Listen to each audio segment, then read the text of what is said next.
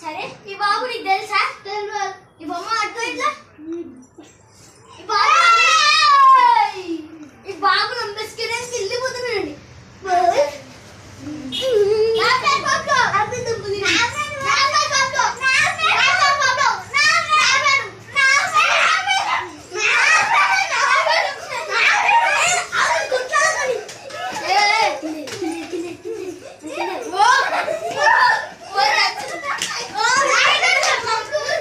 కొట్టుకో కదా నువ్వు కూడా కొట్టుకో.